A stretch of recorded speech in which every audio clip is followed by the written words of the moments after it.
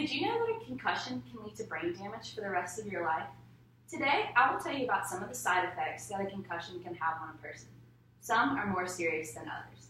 In 2015, my sister got a concussion during a volleyball game that impaired her memory for a couple of weeks. 2 years later, in August of 2017, my sister was diagnosed with post-concussion syndrome, which lasted for several months. My personal experience with helping take care of someone with a concussion has made me realize just how dangerous they can really be. By the end of my speech, you will know the side effects of a normal concussion, such as memory loss, and you will know about some of the more serious side effects, such as post-concussion syndrome and chronic traumatic encephalopathy. Let's start by looking at memory loss. One of the most common side effects of a concussion has to deal with memory loss. If you're unsure of what a concussion really is, Dr. Linda Kaya describes it as a direct blow to the head, neck, or face, or anywhere else on the body with an impulsive force transmitted to the head. If you can imagine your brain bouncing around in your head, I'm sure it's not hard to believe that this may lead to many side effects, including memory loss.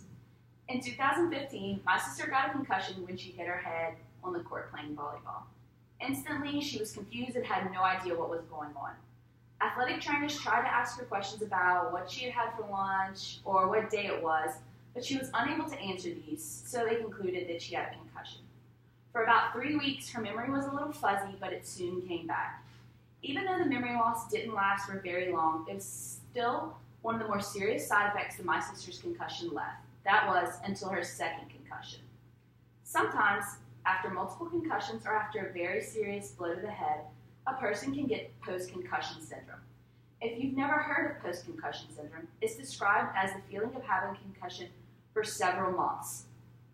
As described by Dr. M.J. Chapman, the physical symptoms seen in post-concussion syndrome are headaches, fatigue, sensibility to light and sound, and blurred vision. These symptoms seem similar to ones of a normal concussion, but they are a lot more extreme. I have experience with post-concussion syndrome because in 2017, my sister was playing volleyball again and she grazed her head on the ground but did not think she was hurt. A couple of days later, she complained of extremely bad headaches, sensibility to light and sound, and she was unable to comprehend anything at school. She went to several different doctors, but it wasn't until her third doctor's appointment did they realize she had post-concussion syndrome. Her symptoms lasted for about 5 months, and it prevented her from doing any schoolwork or any extra activities.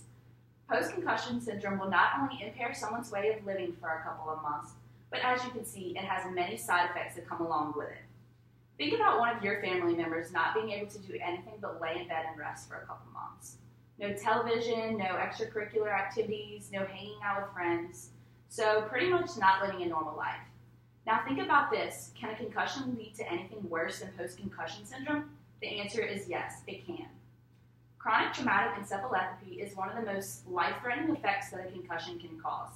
It's described by people at Boston University Research as a progressive degenerative disease found in the brain in people with a history of repetitive brain trauma. To put this into simpler terms, this disease slowly eats away at a person's brain. As you can see from this depiction, this is a normal brain, and this is someone with chronic traumatic encephalopathy.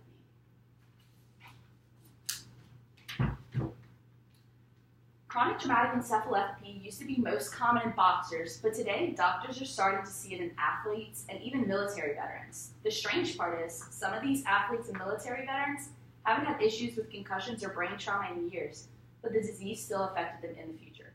Some of the most serious side effects of chronic traumatic encephalopathy are suicidal thoughts, depression, and even progressive dementia. As you can tell, this disease has various serious side effects, most of which should be treated by doctors or watched after carefully. In conclusion, I have shown you how dangerous concussions can really be and some of the possible side effects.